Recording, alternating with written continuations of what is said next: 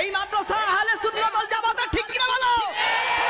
এটা কোনো মওদুদিবাদের মাদ্রাসা নয়, এটা আহলে হাদিসের মাদ্রাসা নয়, এটা জামাতের মাদ্রাসা নয়, ঠিক কিনা বলো? এটা সাতসিনা সেলসালার মাদ্রাসা, পরিষ্কার করে দিলাম আমি। এখানে ছেলেরা করবে ছাত্র হিজবুল্লাহ, কি করবে? অন্য কোনো দল নাই, অন্য কোনো সংগঠন, এখানে পারমিশনও নাই। এখানে সকল শিক্ষকরা আমার মাদ্রাসার ছাত্র, আমার সাতসিনা মাদ্রাসার ছাত্র তারা। এই মাদ্রাসা আহলে সুন্নাত ওয়াল জামাতের, ঠিক কিনা বলো? এটা কোনো মওদুদিবাদের মাদ্রাসা নয়, এটা কোনো মওদুদিবাদের মাদ্রাসা নয়। এই পাঠার ঘরে পাঠা, এই বলদের ঘরে বলদ। মওদুদি মতবাদ বলতে দুনিয়াতে কোনো মতবাদ আছে? আসলে কি তোদের জন্মগত সমস্যা? তোদের জন্ম মন হয় দৌলদিয়া ঘাটে, নাহলে এই ধরনের বক্তব্য দিতি না। মওদুদি মতবাদ বলতে কোনো মতবাদ আছে? আচ্ছা, তোদের মাওলানা মওদুদির সম্পর্কে এত বিদ্বেষ কেনে, তাদের সাথে বিরোধিতা কেন? তোদের আকাবিররা দেখেছি, শুনেছি, ইতিহাস পড়েছি যে ওনার বিরোধিতাই ভাবি করেছেন। তাদের সাথে মাওলানা মওদুদি রহমাতুল্লাহর সাথে তোদের বিরোধিতা আসলে কোথায়? সেখানে কোনো মাসালাগত বিরোধিতা না আকীদাগত বিরোধিতা? সেখানে মূল বিরোধিতা হচ্ছে রাজনৈতিকভাবে বিরোধিতা। মাওলানা মওদুদি রহমাতুল্লাহর সাথে বিরোধটা ছিল আসলে রাজনৈতিকভাবে। হিন্দু মুসলিম এক জাতি অখণ্ড ভারতের পক্ষে স্লোগান তুলেছিলেন দেওবন্দের আলেমেরা, এই তথাকথিত এই আলেমের আকাবিররা।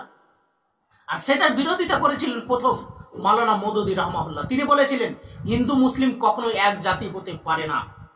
তারপর থেকে শুরু হলো তাদের বিরোধিতা।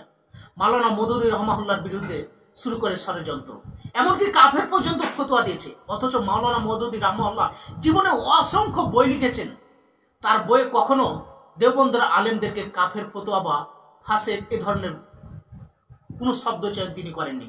অথচ বাংলাদেশের সুন্নি গ্রুপেরা দেওবন্দের প্রতিষ্ঠাতা কাসেম নানতুবিকে তারা প্রকাশ্যে কাফের বলে ঘোষণা করে। তাদের বিরুদ্ধে কিন্তু তারা কোনো সময় বক্তব্য দেয় না, তাদের বিরুদ্ধে লাগে না, সবসময় মাওলানা মওদুদি রহমাতুল্লাহর বিরুদ্ধে লাগে।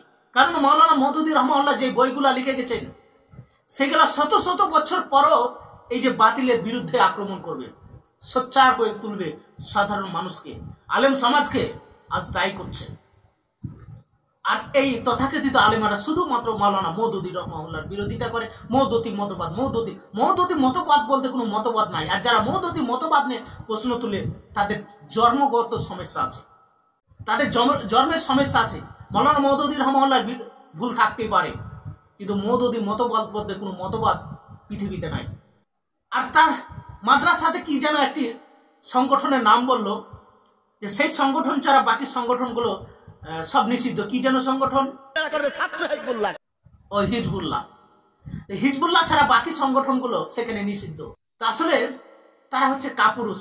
তোরা তো আসলে কাপুরুষের জাতি।